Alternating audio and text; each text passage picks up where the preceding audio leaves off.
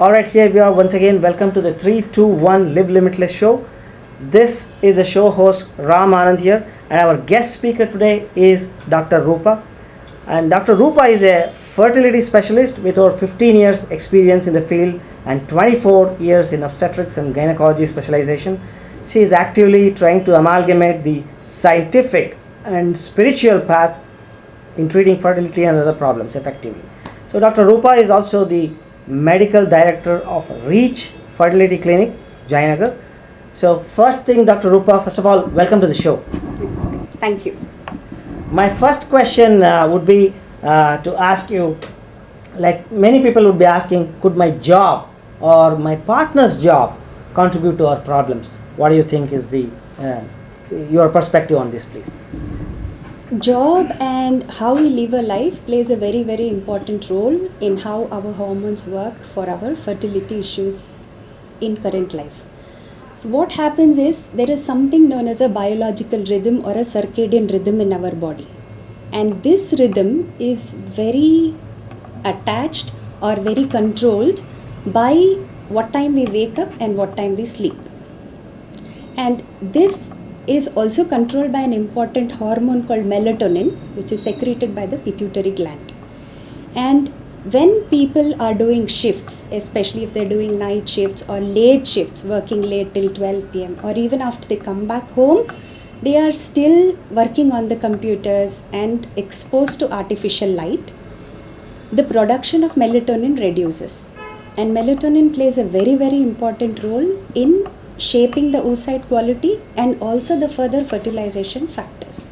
There is lot of ionic involvement where calcium and different chloride ions move in and out of the cell, and without our knowledge, by sleeping late and waking up late, we affect this very, very important hormone. And secondly, because we are not sleeping enough or enough at the right time, there is less chance for the body to repair itself. And when repair doesn't happen, whatever stress we have accumulated over the day remains.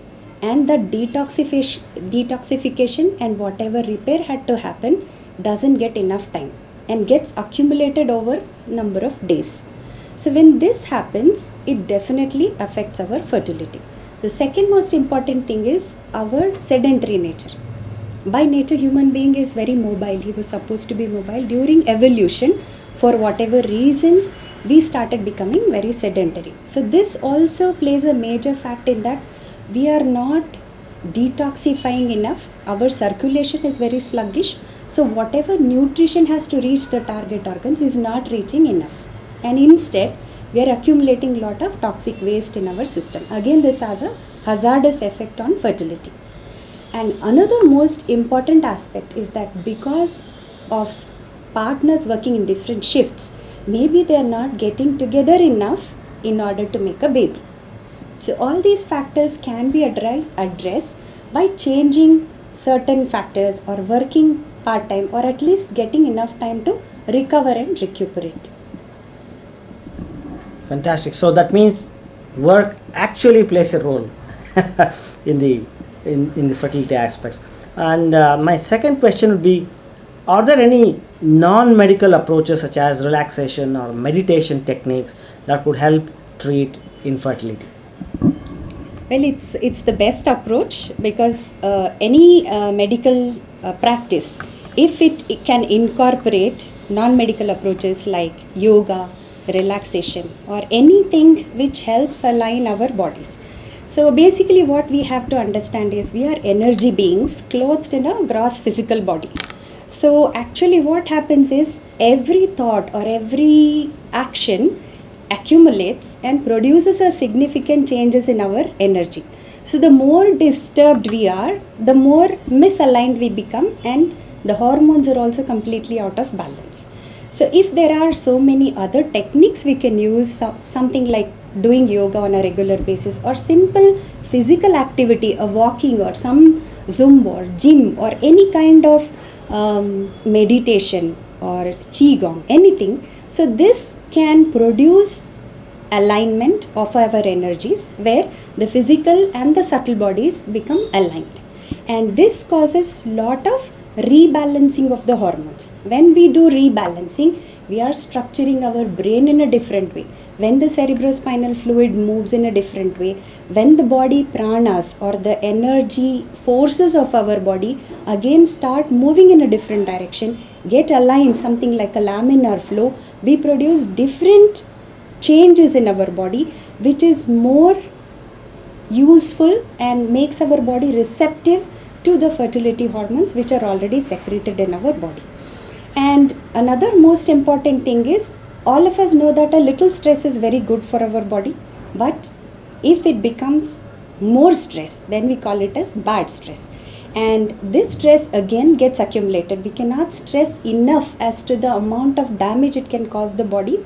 And just by talking or just by ingesting some medication, we cannot make the stress go away.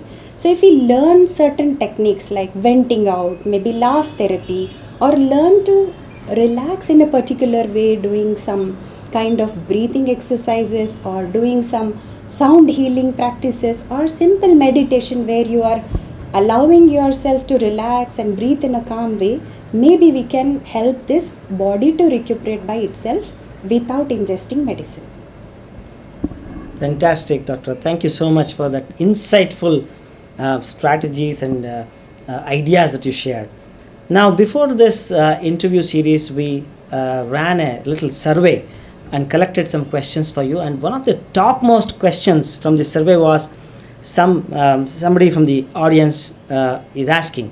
So I am asking you on their behalf. What about freezing my eggs when I am young? Will that guarantee a baby later when I am older? So this is one question that the audience want to know the answer for.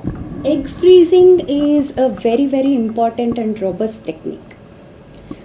Maybe from the past 10 years or more, there is a very good technique called as vitrification, where we can freeze the eggs or embryos at a suspended animated state at a level of minus 196 degrees Celsius. And this is a very robust technique where we can exactly keep the egg in the same way as it was for, say, you freeze the egg at 16 years of age. Even when you're 40, it remains at 16 years of age.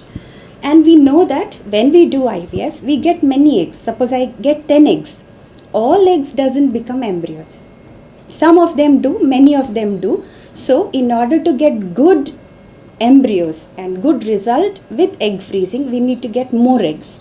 And definitely they are as good enough as fresh eggs and can make fantastic embryos, and they have made millions of embryos worldwide with egg freezing, and it's an extremely good option for young girls who have, say, cancer, or if they have endometriosis, or if they are unsure of their career options, or they have not yet even in an older age group, they are not sure about having the right partner, they can always freeze their eggs.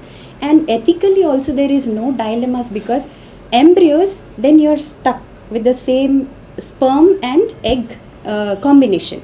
Whereas if you freeze eggs, you are free to choose to do embryos with anybody's sperm.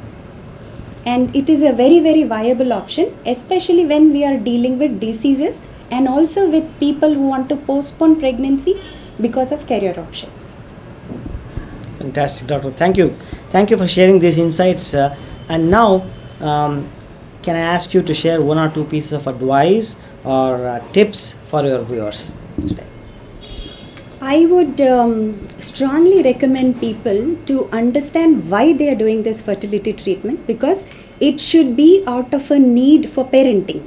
Suppose we are doing it as a peer pressure or pressure from the family side, or just to compete with somebody, then I think we are taking a very wrong step. So basically sit, reflect and identify what is your need for parenting and how you would go about it. And apart from the medical issues, what is your block to reach that? Why is it not happening to you? Most of the time we feel very entitled, because I have done so and so, I have achieved so much in my career life or in other ways of earning money or things like that. I am entitled to be a mother, or we are entitled to be your parents. And that part doesn't work in fertility. You know, it is not like a 2 + 2 = 4. There are so many things playing a major role in shaping our destiny, whether we need to be parents. It may be for a reason that we become parents, and it may be for a much higher reason that we don't become parents sometimes. too much focus on making it happen and controlling the issue will become detrimental to our outcomes. So identifying where our wants are, our desires are, and opening ourselves to options play a major role in trusting the doctor as well as achieving the desired results.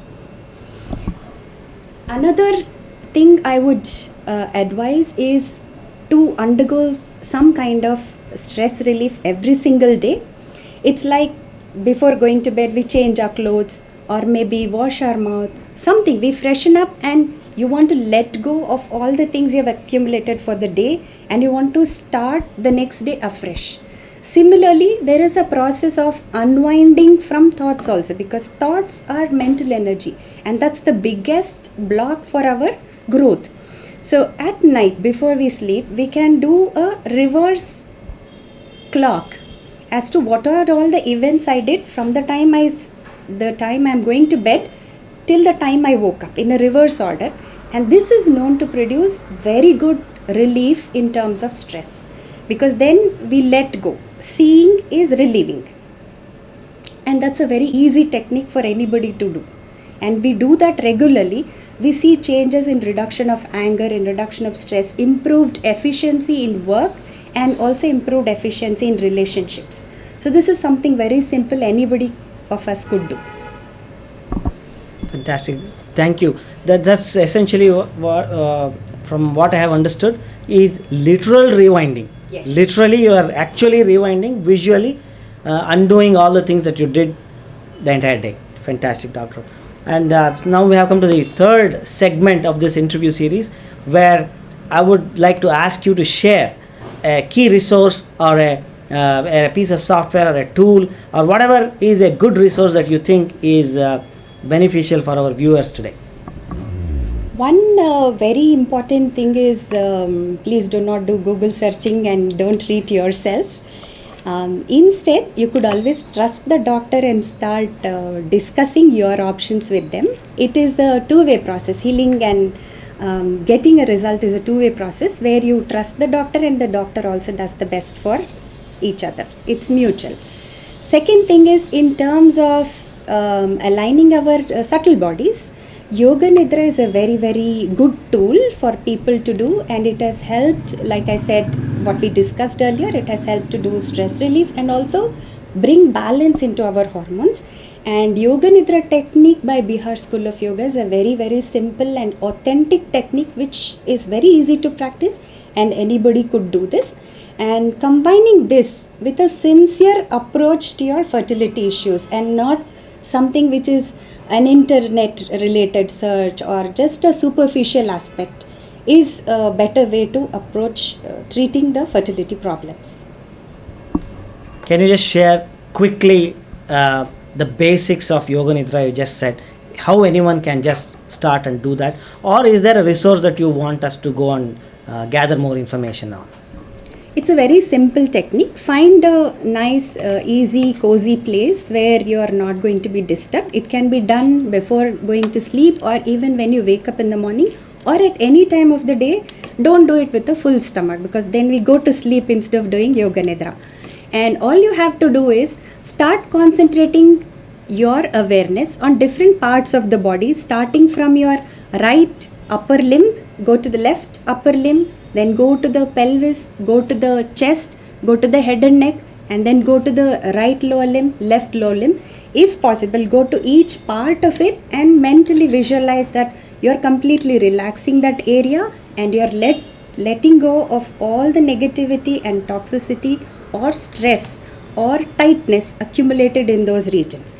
And in addition to that, you can play some nice Reiki songs or any soothing songs or just Omkara and concentrate on your breath so that you are taking your breath and awareness to all these areas. So all these areas are energetic points in our body, and when we start looking at these points mentally with your breath and with awareness, new gates open inside, subtle centers are energized, and lot of things happen which didn't happen all these days even with lot of effort. So it's a very easy practice, and there are plenty of resources available on the net. But the ones led by Bihar School of Yoga, they've done a lot of scientific research on it, and it is a very simple and easy method available for everybody to form. And the last thing I would recommend and encourage everybody to do is find 5 minutes for yourself, completely only for yourself. Sit in a calm place and start looking at your breath. You don't need to control your breath, you don't need to alter anything. Just see yourself inhaling and exhaling, in breath and out breath. And if possible, you could always chant Om. Om is the primordial sound of this universe, and it knows, it has the universal intelligence to balance us in every possible way. And just doing this regularly with perseverance, many people have healed themselves even of the highest possible tumors and cancers. And I think fertility is a very small thing to correct ourselves if we start following these techniques. Thank you so much, doctor. It was so nice to listen to all these advisors and resources. Thanks so much for sharing. Thank you for coming on the show. We'll be asking you some more questions, and we're probably asking you to come on the show once again, because there are so much to learn and so many things to explore with you. Again, thank you once again for joining us on the show. Thank you so much.